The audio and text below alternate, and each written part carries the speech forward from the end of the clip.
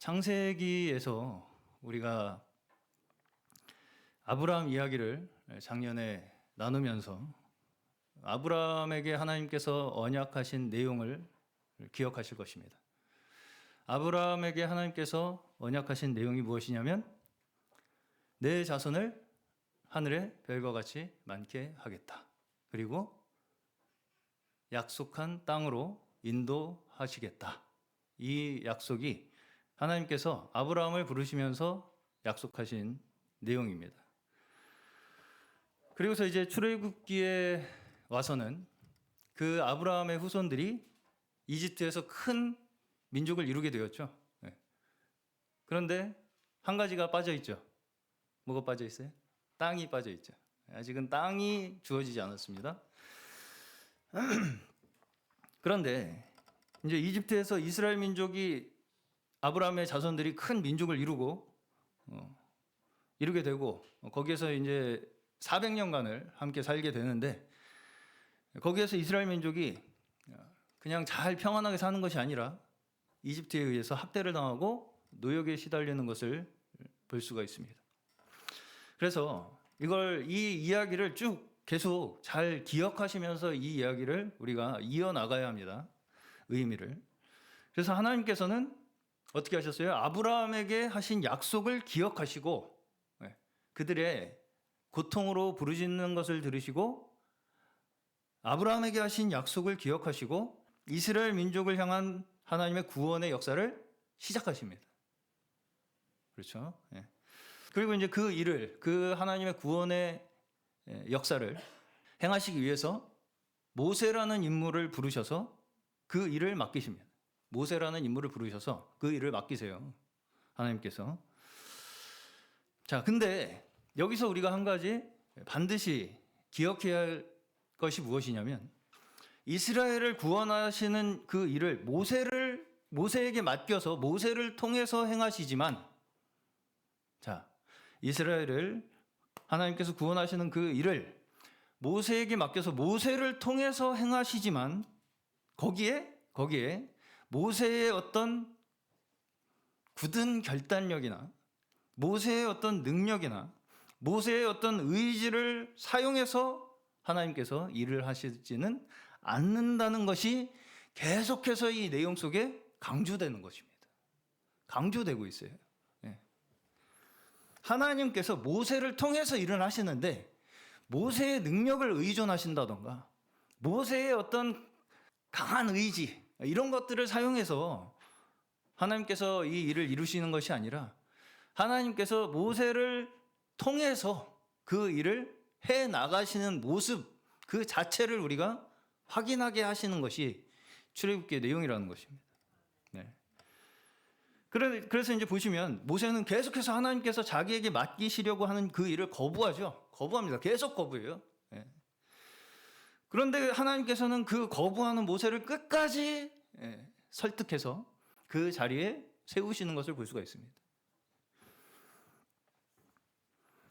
그리고 이제 오늘 이 10장의 내용은 무엇이냐면 7장부터 이제 계속해서 나오는 내용입니다. 무엇인가요? 10가지 재앙입니다. 10가지 재앙. 7장부터 11장까지가 이제 10가지 재앙의 내용입니다. 출애굽기에. 그래서 이제 이스라엘 백성들이 이집트에서 나오게 되는 결정적인 계기가 결국은 뭐예요? 이 10가지 재앙이죠. 10가지 재앙을 통해서 이스라엘 백성들이 결국은 이집트에서 나오게 되는 이 결과로 이어지게 되는 것이죠. 다시 말해서 이집트에서 이스라엘 백성들이 나오게 되는 결정적인 계기도 누가 만드시는 거예요? 하나님이 만드시는 거죠. 이 모세의 어떤 능력이나 모세의 어떤 그런 지도력으로 이스라엘 백성들이 나오는 것이 아니라 하나님께서 행하시는 초월적인 능력에 의해서 이스라엘 백성들이 이집트에서 나오는 것을 볼 수가 있습니다. 자, 여기서 먼저 이제 우리가 드는 의문점이 있습니다. 여기서 먼저 드는 의문점이 뭐냐? 왜 하나님께서 그냥 이거 아시는지 모르겠습니다. 한번 이거 딱 하시면 그냥 이집트 사라질 텐데. 그렇죠? 그 이제 있습니다. 저기 뭐예요? 어벤져스라는 영화에 타노스가 이거 한번 하면 인류의 반이 사라지는 뭐 이런, 한번 하나님이 딱 하시면 그냥 이집트는 흔적도 없이 사라지지 않겠습니까? 근데 왜 이렇게 10번이나 재앙을 내리시면서까지 이스라엘을 구원하시는 이 과정을 거치시느냐는 거죠. 네. 왜 이스라엘을 구원하시기 위해서 10번이나 되는 그 재앙을 이집트에 내리시면서 그 과정을 거치도록 하시느냐라는 것입니다. 자, 그 이유를 오늘 한번 조금 살펴보겠습니다. 지금 이제부터 좀 성경을 몇 구절을 훑어볼 텐데 직접 한번 찾아보십시오. 7장부터입니다. 7장부터 이제 펴보세요. 제가 이제 불러드리는 저를 같이 확인을 해 가시면서 확인을 해보겠습니다. 자, 7장 13절입니다. 7장 13절. 그러나 바로의 마음이 완악하여 그들의 말을 듣지 아니하니 여호와의 말씀과 같더라. 22절. 애굽 요술사들도 자기들의 요술로 그와 같이 행함으로 바로의 마음이 완악하여 그들의 말을 듣지 아니 여호와의 말씀과 같더라. 8장입니다. 8장 넘어가서 15절. 8장 15절. 그러나 바로가 숨을 쉴 수 있게 됨을 보았을 때 그의 마음을 완강하게 하여 그들의 말을 듣지 아니하였으니 여호와께서 말씀하신 것과 같더라. 자, 19절. 그 다음 19절. 요술사가 바로에게 말하되 이는 하나님의 권능이니이다 하였으나 바로의 마음이 완악하게 되어 그들의 말을 듣지 아니하였으니 여호와의 말씀과 같더라. 9장입니다. 2절만 남았어요. 9장 12절입니다. 9장 12절. 그러나 여호와께서 바로의 마음을 완악하게 하셨으므로 그들의 말을 듣지 아니하였으니 여호와께서 모세에게 하신 말씀과 같더라. 마지막입니다. 35절. 바로의 마음이 완악하여 이스라엘 자손을 내보내지 아니하였으니 여호와께서 모세에게 말씀하신 것과 같더라. 여기서 뭐가 반복됩니까? 뭐가 반복돼요?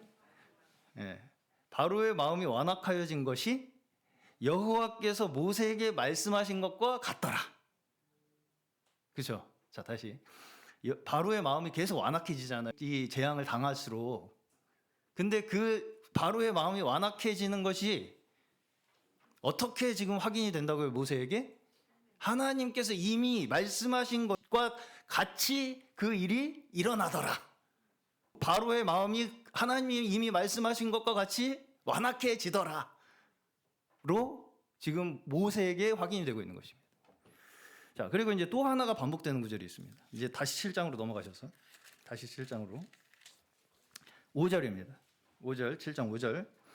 내가 내 손을 애굽 위에 펴서 이스라엘 자손을 그 땅에서 인도하여 낼 때에야 애굽 사람이 나를 여호와인 줄 알리라 하시매.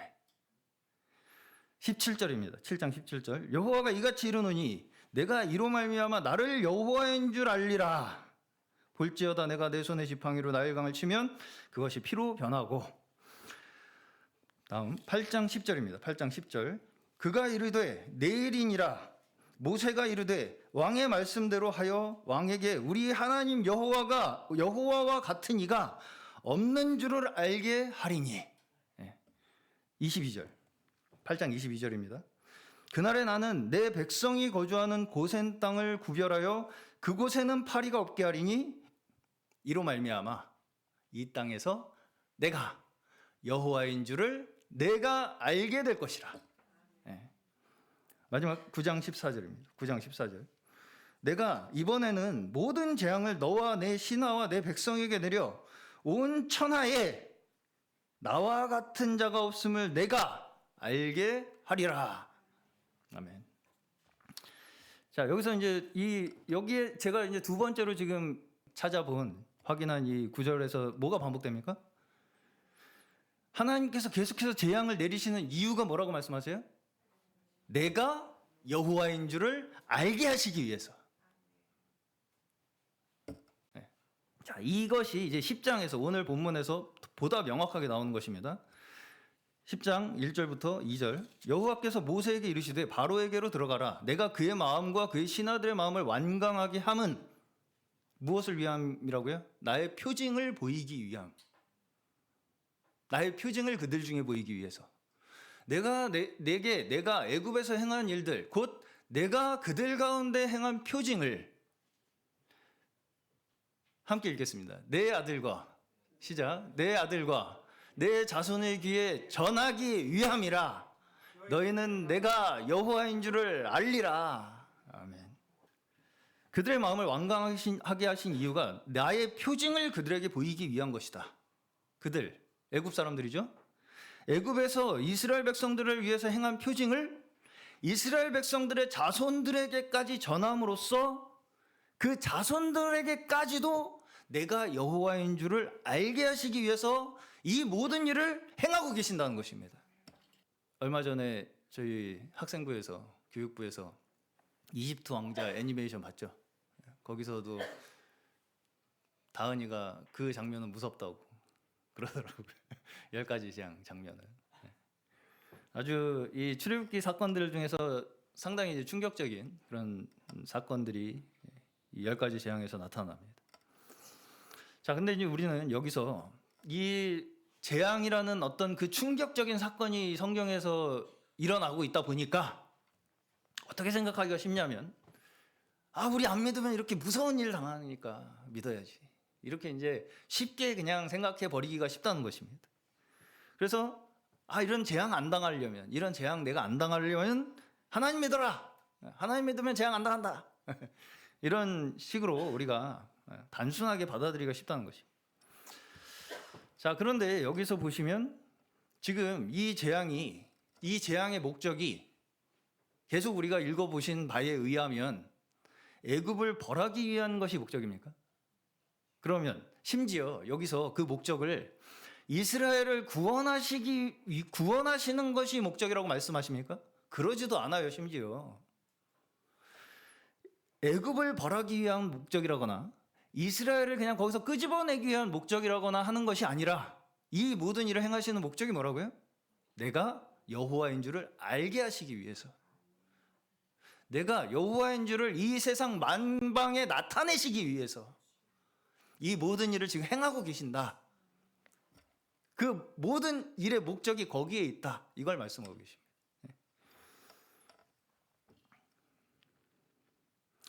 자, 재앙들을 보시면 주로 자연재해 형태로 나타나죠. 자연재해. 첫 번째, 나일강이 피로 변화요. 두 번째, 개구리. 세 번째, 네 번째, 파리. 질병, 동물 질병, 사람 종기, 우박, 메뚜기, 흑암, 그리고 이제 장자의 죽음. 이런 이제 재앙들을 사용하셔서 자연에 의한 재난으로 재앙들이 일어나는 것을 우리가 볼 수 있죠. 자, 지금 제가 이렇게 재앙의 종류를 나열을 한 것만으로도 좀 어떤 생각이 안 드십니까? 저는 지금도 우리는 이 재앙을 받고 있다고 생각이 들더라고요. 지금도 지구 온난화 때문에 어때요? 자연재해가 엄청나게 일어나고 있습니다. 어떤 사람들은 얼마 안 있으면 인류가 멸종한다고까지 얘기하는 사람도 있어요. 자, 성경 창세기에서도 보시면 인류가 타락한 직후에 땅도 저주를 받게 됩니다. 그래서 땅도 저주를 받아서 가시덤불과 엉겅퀴를 내게 되었다, 이렇게 말씀을 하세요. 그러니까 우리가 아무리 거기서 뭔가 우리가 원하는 것을 만들어내려고 애를 쓴다 할지라도 애를 쓰면 쓸수록 땅은 저주를 받아서 가시 덤불과 엉겅퀴를 내게 된다는 거예요. 자, 이것이 단순하게 하나님께서 이집트를 벌하기 위해서 일으켰다, 이렇게 단순하게 생각하기보다는 결국은 이 모든 하나님께서 보여주신 재앙이 뭘 그들에게 나타내고 계시는 것이냐면, 너희들이 지금 너희들의 탐욕과 너희들의 욕심과 너희들의 이기적인 욕망의 결과가 무엇인가, 너희들이 그렇게 계속 너희들이 하는 대로 살아가다 보면 결국 너희가 맞는 결과는 여기에 있는 것이다, 이것을 보여주시는 결과입니다.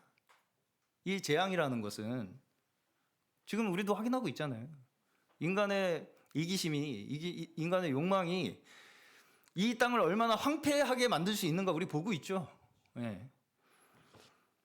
결국 이것이 무엇을 우리에게 말씀하시는 것이냐면, 인간이 자기 욕심을 채우기 위해서 세상을 지배하고 세상을 통제하려고 하는 그 욕구가 있죠. 그 욕구가 어떻다는 거예요?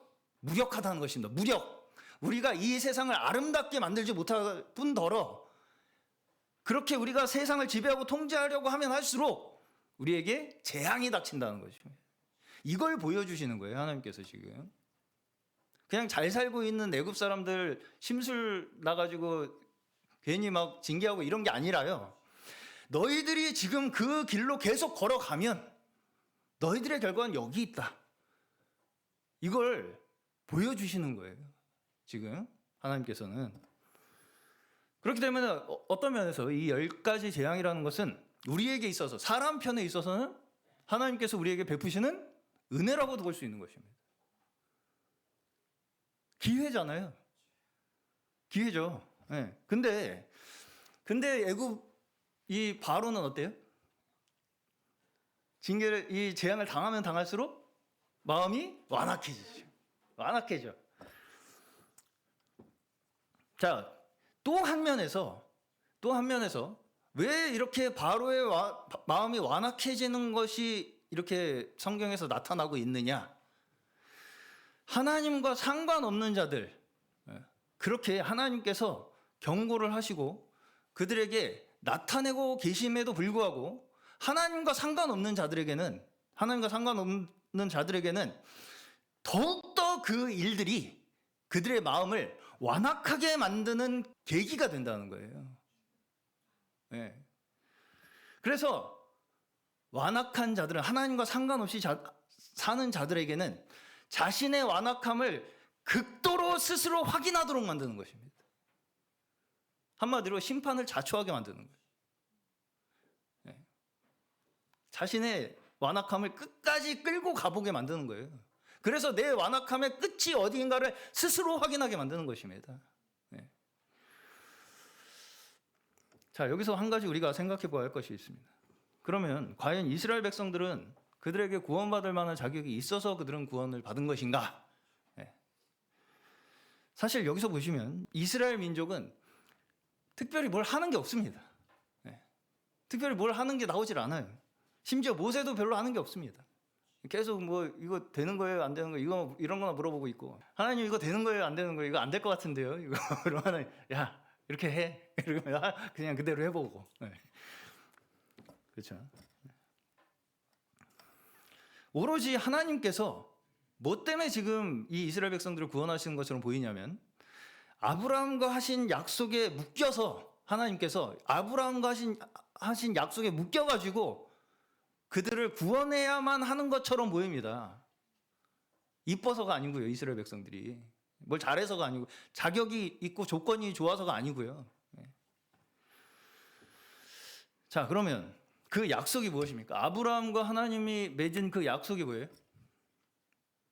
한마디로 하나님께서 너희에게 생명을 주겠다. 이것이 약속이죠. 생명을 길게 하겠다. 천대로 너희의 생명을 허락하시겠다. 다시 말해서 우리를 구원하시겠다는 약속입니다. 한마디로 영생을 허락하셔서 우리를 구원하시겠다.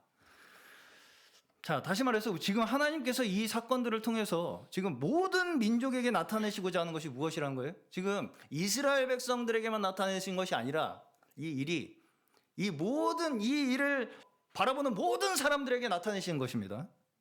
모든 사람에게 뭘 나타내고 계시는 거예요? 생명이 하나님께 있음을 나타내시는 것입니다. 생명이 하나님께 있다. 자, 마치 우리가 보기에는 겉으로는 잘 살고 있어요. 애굽 사람들 잘 살고 있는데 이집트 사람들 괜히 왜 심술 나가지고 하나님이 재앙을 내리시느냐, 이렇게 보일 수가 있습니다. 이집트가 잘 살고 있는데 괜히 하나님이 괴롭히시는 것입니까? 이미 그들은 이스라엘 민족 아이들을 나일강에 다 집어 던진 자들입니다. 그렇죠? 유아 학살이 이미 자행된 나라죠. 정상적인 나라예요? 아니죠. 아니죠. 네. 또 이스라엘 사람들을 고된 노동에 시달리게 만들어서 부당한 대우를 받게 해서 그들을 고통에 울부짖도록 만들었습니다. 정상적인 나라입니까? 어쩔 수 없으니까 나라를 좀 운영하려면. 그래도 바로처럼 좀 이렇게 카리스마 있게 통솔력 있게 이렇게 해가지고 이렇게 좀 희생이 되더라도 좀. 네. 이것이 우리가 인간적인 관점에서 봤을 때는 뭔가 생산적으로 잘 살아보기 위해서는 어쩔 수 없이 우리가 감당해야 하는 부당함이라고 생각하기가 쉽다는 거예요. 네. 그런데 사실은 뭐예요? 그 자체가, 지금 우리가 그렇게 살고 있는 그 자체가 재앙이라는 것입니다. 우리 지금 이렇게 말씀드려서 죄송하지만 재앙 속에 살고 있어요. 네. 자, 지금 이 사건을 통해서 두 나라가 대조가 되고 있습니다. 한 나라는 타락한 인류에 의해서 다스려지는 나라죠. 그래서 그 타락한 인류에 의해서 다스려지는 나라의 결과가 무엇이냐? 멸망이라는 거죠. 처참한 운명을 맞을 수밖에 없다. 그리고 또 한 나라는 어때요? 하나님께서 하나님의 공의와 하나님의 사랑으로 통치하시는 그 나라가 지금 대조가 되고 있죠. 대조가 되고 있는 것입니다. 그리고 이 대조를 통해서, 두 나라의 대조를 통해서 하나님께서는 하나님의 나라를 이루어 가시기 위한 과정 속에 우리가 놓여 있다는 것을 우리에게 알게 하시는 거예요. 한 나라는 우리 인간의 힘으로 통치하고 다스리는 나라, 그 나라의 결말은 저주라고요. 그리고 한 나라는 하나님의 뜻과 하나님의 계획과 하나님의 구원에 의해서 그 공의와 사랑에 의해서 이루어지는 나라, 그 영원한 나라, 그 나라는 축복이라는 거예요. 그 두 나라를 우리에게 보여주시면서 우리가 그 나라를 향해 나아가고 있음을 우리에게, 그 과정 속에 우리가 놓여 있음을 우리에게 알게 하시고 계신다는 것입니다. 네.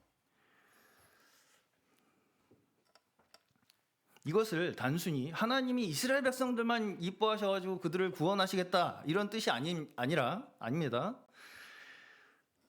그들이 이집트라고 하는 그 세상 나라, 인간의 욕망과 인간의 힘으로 다스려지는 그 나라에서 나오게 되는, 이스라엘 백성들이 그곳에서 나오게 되는 그 모든 과정을 통해서, 그 모든 과정을 우리가 보여주심으로써 무엇이 저주인가, 무엇이 축복의 길인가, 이것을 우리에게 선명하게 보여주시는 것입니다. 헷갈리십니까? 여기에 뭐가 축복이고 뭐가 저주인지 헷갈리세요? 안 헷갈리죠. 당연히 하나님께서 구원하신 이스라엘의 길을 따라가는 것이 축복이죠. 그죠? 네. 그것을 모든 민족들에게, 이스라엘뿐 아니라 이집트 사람들에게조차, 이것을 모든 민족들에게, 그들의 자손들에게, 심지어 누구에게까지요? 지금 우리에게까지 하나님께서 우리를 구원하시는 여호와이심을 알게 하시는 것입니다. 그래서 여기에서 이스라엘과 이집트의 대조를 통해서 하나님께 택함받은 자들의 모습이 어떤 모습인가, 또 하나님과 상관없이 사는 자들의 모습이 무엇인가, 이것을 표징으로 우리에게 보이고 계신다. 이렇게 말씀하시는 거예요, 지금. 네. 그것이 표징이라는 거예요, 표징. 하나님께서 택하신 자들은 어떤 모습을 가지고 있는가, 어떤 과정을 거치고, 택함받지 않고 하나님과 상관없이 사는 자들의 모습은 어떤 과정을 거쳐서 어떤 모습을 가지고 살아가는가, 이것을 우리에게 선명하게 내조하심으로써 이것이 축복이다, 축복의 길을 걸어가거라, 이것을 우리에게 계시하고 계시는 줄로 믿습니다. 자, 그리고 여기서 특별히 중심이 되는 인물은 이집트의 파라오죠. 바로가 거의 주인공이에요. 바로의 마음이 완악해졌다. 이게 계속 나타나는 이야기죠. 자, 말하자면 하나님과 상관없이 사는 자들의 대표가 누구라는 거예요, 지금? 파라오라는 거죠. 바로. 얼마나 자기의 힘과 자기의 권력을 의지하고 그저 그 내 눈앞에 보시면은 좀 이렇게 막 괴로우니까 나 좀 구원해달라고 했다가 싹 사라지니까 또 마음이 완악해져가지고 또 안 지키고 안 보내고 눈앞에 있는 대로만 판단하고 행동하는 거죠. 정말 내 눈앞에 있는 대로만 행동하고 판단하는 사람의 대표입니다. 그렇죠? 지금 당장 내가 괴로우니까 막 구해달라고 했다가 그 괴로움 없어지니까 갑자기 또 이제 마음 바뀌었어. 자, 근데 이 모든 일들이 하나님께서 구원의 역사를 시작하신과 동시에 일어나기 시작합니다. 그렇죠? 자, 다시 말해서 하나님께서 이스라엘을 구원하시려고 그 일을 하시자 그때부터 바로의 마음이 완악해지기 시작합니다. 그러니까 재앙이 임하고, 그러니까 더 완악해지고, 그러니까 재앙이 임하고, 그러니까 더 완악해지고, 이 과정이 계속 반복되죠. 계속 반복됩니다. 근데 이제 또 한편에서 모세는 하나님께서 시키는 대로 하면서 그냥 뭘 확인해요? 계속 하나님께서 하시는 말씀이 그대로 이루어지고 있는 것을 확인하고 있는 거예요. 모세는 그냥 하나님께서 시키는 대로 했어. 그랬는데 정말 하나님께서 말씀하신 대로 이루어지는 걸 그냥 확인하는 사람이라고요, 지금. 이게 택함 받은 자의 증거라는 것입니다. 택함 받은 자의 증거. 자, 바로는 내 눈앞에 내가 보이는 대로 판단하고 행동하는 사람의 대표죠. 모세는 하나님께서 말씀하신 대로 이 모든 역사가 이루어지고 있다는 것을 바라보는 자, 확인하는 자, 그로 말미암아서 그 마음속에 믿음이 채워져 가는 자의 대표가 모세라는 것입니다. 자, 이게 택함 받은 자의 증거라는 거예요. 자, 우리는 믿음이라는 것이 내가 기도한 게 그대로 이루어지는 게 믿음이라고 생각하기가 쉽습니다. 그렇게 생각하고 살기가 쉬워요. 내가 바라는 대로 기도가 이루어져야 그게 믿음이지. 근데 여기에 모세의 믿음은 어디에 있어요? 모세의 믿음은 어디 있습니까? 들음에 있죠. 믿음은 들음에서 나요. 들음으로써 하나님의 말씀을 들음으로써 그 들은 말씀이 그대로 내 눈앞에서 이루어지는 그 역사를 봄으로써 우리에게 주어지는 것이 믿음입니다. 내가 원하는 대로 내 마음속에 원하는 대로 뭔가 이루어지는 것이 믿음이 아니고요. 하나님께서 우리에게 하신 말씀이 우리의 눈앞에 펼쳐지는 것을 우리가 확인함으로써 우리가 얻어지는 것이 믿음이라는 거예요. 네. 아시겠죠? 네. 자, 여기에서 우리가 바로와 모세를 나는 모세고 너는 바로야 이렇게 이분법적으로 서로 구분할 수 있는 것이 아닙니다. 아니에요. 네. 우리 모두가 다 바로이고요. 우리 모두가 다 모세입니다. 이걸 우리가 반드시 기억하셔야 돼요. 이 말씀을 바로와 모세를 대조하는 것이 누가 바로인가를 찾으라고 주신 말씀이 아닙니다. 누가 모세인가를 찾으라고 주신 말씀이 아니고 내 속에 있는 바로가 있는가? 내 속에 있는 모세가 있는가? 하나님께서 나를 어떻게 인도하고 계시는가? 이걸 보여주시기 위해서 이 말씀을 주시고 계시는 거죠. 여전히 우리에게도 바로와 같은 완악함이 있습니까? 없습니까? 네. 그 우리의 완악함을 바로를 통해서 보여주시는 거예요. 네. 그 바로의 완악함이 바로 내 완악함이었구나. 내가 그렇게 완악한 자였구나. 끝장을 볼 때까지 나는 내 고집을 절대 꺾지 않는 사람이었구나. 끝장을 봐야 돼요. 끝까지. 내가 한번 끝까지 밀고 나가 봐야 되는 거예요. 그게 우리라는 거예요, 지금. 근데 그 바로의 완악함을 우리에게 보여주심으로써 우리를 누구로 만드신다고요? 모세로 만드신다. 네. 우리가 내가 내가 바로와 같이 완악한 자였구나라는 것을 내가 스스로 본 순간, 우리는 그 순간 하나님께서 우리를 모세의 길로 이끄신다는 것입니다. 예.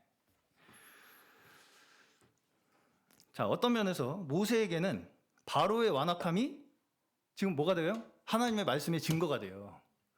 바로의 완악함이 아까 계속 확인하셨죠? 바로가 완악해졌는데 그게 알고 보니 하나님께서 하신 말씀대로였더라. 그걸 확인함으로써, 바로의 완악함을 확인함으로써 모세에게는 그 완악함이 믿음으로 주어지죠.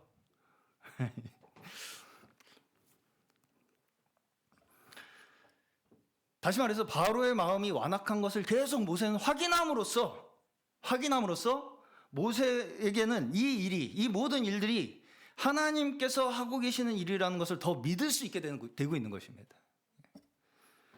여기에 모세가 뭘 잘했고 잘못했고가 문제가 되지 않죠. 모세가 뭘 잘했고 잘못했고의 문제가 아니라, 자, 지금 모세도 어떻겠습니까? 지금 모세의 심정을 한번 생각을 해보신다면 진짜 이게 되겠는가? 이 재앙이 혹시 나에게 오지는 않을까? 이러다가 바로가 핀트가 나가가지고 정신 나간 짓 하지 않을까? 이런 걱정이 되지 않겠습니까? 그럼에도 불구하고 하나님께서 말씀하신 일이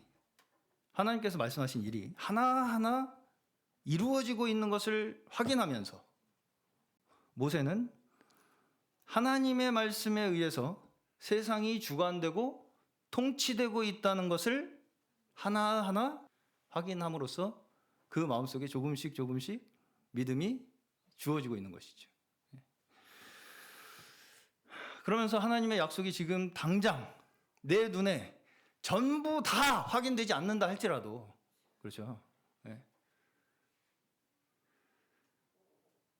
지금 모세는 어쨌든 이스라엘 백성들을 이끌어내서 약속했던 가나안으로 들어가야 되잖아요. 근데 그게 정말 이루어질지 안 이루어질지 내 눈앞에 다 지금 확인이 되지 않고 있잖아요. 그럼에도 불구하고 이 모든 일을 이끌어 가시는 분이 하나님이시기 때문에, 이 모든 일을 이끌어 가시고 계시는 분이 하나님이시기 때문에 결코 우리가 포기되거나 실패되지 않는다는 것을 깨달아가게 되고 있는 거예요. 그 믿음이 이스라엘 민족들에게 동일하게 전달되고 있는 것입니다. 우리도 그 믿음이 우리의 자녀들에게, 우리의 이웃들에게 동일하게 전달되어야 할 줄로 믿습니다. 자, 마지막으로 신약 성경 한 구절만 보겠습니다. 이번 금요 기도의 본문이었습니다. 요한복음 3장 31절부터 36절입니다. 요한복음 3장 31절 36절. 자, 읽겠습니다. 위로부터 오시는 이는 만물 위에 계시고 땅에서 난 이는 땅에 속하여 땅에 속한 것을 말하느니라. 하늘로부터 오시는 이는 만물 위에 계시나니 그가 친히 보고 들은 것을 증언하되 그의 증언을 받는 자가 없도다. 그의 증언을 받는 자는 하나님이 참되시다는 것을 인쳤느니라. 하나님이 보내신 이는 하나님의 말씀을 하나니 이는 하나님이 성령을 한량없이 주심이라. 아버지께서 아들을 사랑하사 만물을 다 그의 손에 주셨으니 아들을 믿는 자에게는 영생이 있고 아들에게 순종하지 아니하는 자는 영생을 보지 못하고 도리어 하나님의 진노가 그 위에 머물러 있느니라. 아멘. 자, 우리의 기대는 하나님께서 구원을 행하시기 시작하시면 아주 세상이 쌍수 들고 환영을 할 것처럼 착각을 합니다. 그런데 어떻다고요? 오히려 세상은 받지 않을 뿐 아니라 점점 완악해지고 하나님의 백성들을 미워하게 된다는 것입니다. 사실 오늘 종려주일의 의미도 그것입니다. 예수 그리스도께서 사람들이 기대한 모습의 권력자로 오시지 않았다는 거예요. 사람들이 이 세상이 하나님의 구원이 임하였음에도 불구하고 받지 않을 뿐 아니라 점점 완악해지고 하나님의 백성들을 미워하게 된다, 이렇게 말씀드렸죠. 이 증거를 먼 데서 찾을 필요가 없습니다. 다른 사람한테 찾을 필요가 없어요. 다 나도 그 완악한 자 중에 하나였습니다. 그러면 어떤 차이가 있습니까? 우리는 내가 그 완악한 자였다는 것을 확인함과 동시에 그것이 하나님의 말씀의 증거로 우리에게 믿음으로 주어지는 거예요. 네. 그러면 택함받지 않은 자는요? 그냥 완악한 채로 살아가는 거죠. 자, 완악한 사람이 내가 지금 완악하다는 것을 알겠습니까? 모르겠습니까? 모르죠. 완악한 사람은 내가 지금 완악하다는 걸 몰라요. 나는 한 번 아니면 원래 아닌 사람이야. 난 틀린 얘기 안 해. 나는 원래 그런 사람이야. 내가 세상에서 제일 올곧고 한 길만 보고 파는 사람이야. 나는 한 번도 변한 적이 끝까지 한 번 정하면 변하질 않아. 그 사람이 지금 모세입니까? 바로입니까? 바로예요. 바로처럼 한 길만 올곧게 파는 사람 어디 있습니까? 일관적이죠, 아주 그냥. 일관적이에요. 계속 완악해지잖아요. 계속 내가 한 대로 끝까지 한번 밀어 붙여 보겠다는 거잖아요. 이렇게 카리스마 있는 지도자가 어디 있습니까? 이 지도자가 우리 지도자였다면 우리는 이 사람 한 길만 파네. 아주 일관적이네. 아주 밀어붙이네. 아주 추진력이 있어 사람이. 자, 사람이 그렇게 자기 뜻대로 일관적으로 밀어붙이냐 아니냐 이게 문제가 아니죠. 아니죠. 오히려 모세는 자기가 과거에 살았던 그 길을 버리고 하나님의 말씀에 순종하도록 부르심 받았다 보니까 어떻게 해야 돼요? 뭘 어떻게 해야 될지 잘 모릅니다. 이거 되는 거예요, 하나님. 그렇죠? 자, 이 대조가 어디에서 합쳐져서 나오냐면 바로 예수 그리스도의 십자가입니다. 예수 그리스도의 십자가는 애굽에 내린 10가지 재앙으로 우리에게 우리의 고집과 우리의 욕심과 우리의 완악함이 어떤 끔찍한 결과를 보여주는가 하는 것을 십자가에서 우리에게 지금 보여주고 계시는 거예요. 똑같이. 그렇죠? 애굽이 자기의 고집과 욕심과 완악함으로 가지고 온 그 재앙이 십자가에서 부어졌다고 해요. 근데 그게 누구한테 부어졌어요? 원래는 누가 받아야 돼요? 우리가 받아야 되는데. 근데 누구한테 내렸어요? 예수님한테 내렸죠. 그래서 원래는 우리가 받아야 할 그 재앙을 하나님께서 받으심으로써 원래 우리가 처해야 할 그 자리가 아닌 영광의 자리로 우리를 이끄신 그 갭을 예수 그리스도의 보혈이 메꾸셨다는 것입니다. 우리가 이 자리를 노력해서 막 노력해가지고 올라가는 게 아니라요. 예수께서 내려오셔서 그 보혈로 메꾸심으로 말미암아 우리를 끌어올리셨다는 거예요. 그렇죠? 이것이 우리가 믿는 신앙의 핵심입니다. 핵심. 그래서 우리는 예수께서 당하신 그 재앙을 통해서 하나님께서 우리의 완악함을 보게 하시는 거예요. 그래서 우리의 죄악됨이 오히려 뭐가 돼요? 하나님의 은혜를 바라볼 수 있는 증거가 되고 있죠. 우리의 죄악됨이. 내가 내 죄악됨을 바라봄으로 말미암아 하나님께서 나에게 은혜를 베푸셨다는 증거가 되고 있다고요. 그게 십자가입니다. 그 은혜를 우리에게 증거로 십자가를 통해서 나타내심으로써 우리에게 믿음을 허락하시고 생명의 길로 인도하시는 것입니다. 그 은혜를 우리에게 주심으로써. 지금 우리도 모세와 마찬가지로 택함받은 자들입니다. 모세가 어떤 특별한 인물이 아니에요. 다 우리가 모세입니다. 하나님께서 지금 내가 모세를 택한 것과 같이 너희를 다 택했다라고 말씀하고 계시는 거예요. 그러면 택한 자들의 증거가 무엇이라는 것입니까? 지금 우리의 현실에서 지금 우리 현실에서 우리가 보기에는 하나님의 말씀이 힘을 얻지 못하는 것처럼 보여요. 사람들이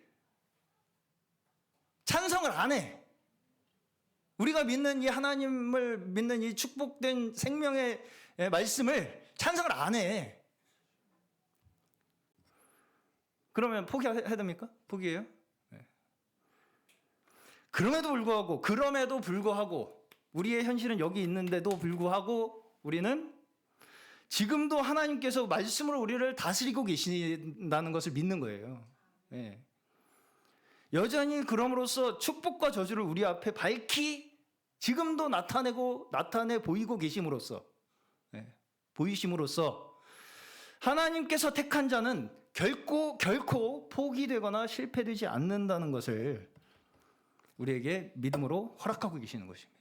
네. 그래서 우리를 결국 영원한 나라의 백성으로 만드시는 그 믿음으로 우리를 끝까지 이끌어 가시는 거예요. 끝까지. 네.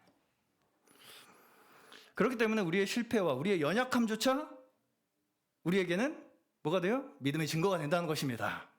우리의 연약함과 우리의 실패조차 사도 바울은 질그릇 같은 내 인생에 하나님께서 보배를 담으셨다. 왜? 하나님께서 행하시는 일을 나타내 보이시기 위해서. 이렇게 고백을 합니다. 그렇죠. 고린도후서 마지막으로 한 절만 보겠습니다. 고린도후서 4장 7절입니다. 우리가 이 보배를 질그릇에 가졌으니 이는 심히 큰 능력은 하나님께 있고 우리에게 있지 아니함을 알게 하려 하심이라. 네. 비록 우리가 여전히 연약하고 여전히 주님을 배반한다 할지라도 배반합니다. 우리는. 그럼에도 불구하고 하나님께서 결코 우리를 포기하지 아니하시는 하나님이심을, 우리의 구원이 결코 실패되는 구원이 아니라는 것을 우리가 믿는 그 확신 가운데에서 그 우리의 믿음을 통해 여전히 하나님께서는 하나님의 여호와 되심을 이 땅 가운데 증거하고 계시는 줄로 믿습니다. 네. 그렇습니다. 오늘 이 믿음을 저희에게 허락하셔서 저희의 모든 인생이 하나님의 구원의 소망으로 가득한 복된 인생 되시기를 주의 이름으로 축원합니다.